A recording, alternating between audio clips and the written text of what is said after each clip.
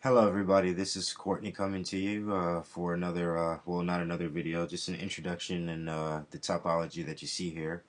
And my goal of my videos series that you're going to see, well the series of videos that you're going to see me posting, the main outlook to this was just to help hammer this information in that I'm studying for my test, but as well help clarify for anybody else who may be struggling, and maybe just doesn't have the resources that I have, or may necessarily just not in the environments to be in, which in a learning environment. That was my problem for the longest time. I'm currently working for an ISP now, so I'm happening to be around a bunch of guys who love what I do.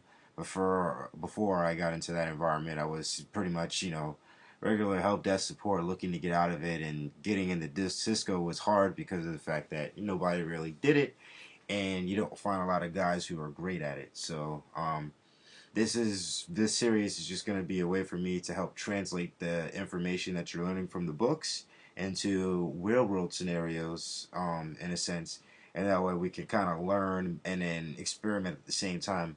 I prepared this topology for you just so we can get a number of different topics established using this.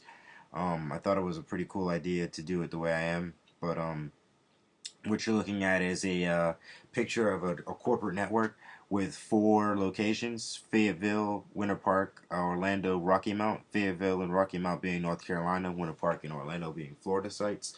The customer was in this location is going to be Sun, and the way this is going to work is that I'm going to build this from scratch with you guys, based off the tasks that the customer has us. Well, not the customer, but we are the administrator for the network. So based on our task for the day, that's what we're going to establish. And one of the main things that I wanted to touch on is, anybody can do network statements to establish routing protocols, but then once you start getting into redistribution and then you start working with different network types, such as broadcast or NBMA networks, you get a little bit different behavior on how neighbors operate and how routes are exchanged. So, that's one of the things that I'm going to play with in this and show you guys how to do that and be able to work through that, so when you actually get into your jobs, it won't be such a loss because, like I said, my problem was studying this stuff was, yeah, I get the theory, but it just, real world application didn't make sense until I got into an ISP environment.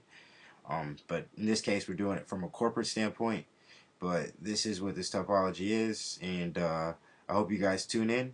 Like I said, this is a passion for me, so you might hear me getting a little excited at times. Stop me, even though you really can't. But write in comments if you have any improvements or you see anything that I might have missed up on. We're all human; people make mistakes. So just letting you guys know, be prepared. The first lab that I actually prepared in this one is going to be doing OSPF from the internal side, you getting the Fayetteville headquarters site, as well as NAT, getting NAT established and getting internet connectivity from the ISP. So just getting, just tune in for the next video and be able to check that out. But I hope you guys stick it through and leave comments, like I said, and share it with your friends. Hopefully they can learn something from it. I know I will. This is definitely going to be a great tool for me. I recommend anybody else to do the same thing, if you guys aren't. And if you, wanted to get any bright ideas, I actually watch a lot of CBT nuggets. So, listening to Jeremy talking, the confidence and what one of the things he says in one of his videos, I can't remember, was the NP, or the new NA series, one of the two, but he said that he pretty much, he finds himself stopping and going and pausing it and through the process of making these videos because you're constantly learning, and it's one of the things that I learned. So it's really cool to have a way to go back and flash back on what you did, and that way you don't have to get back to old topologies and, oh my god, where do I start? So anyway, enough of me blabbering. Just tune into the next video. See you guys later. Peace.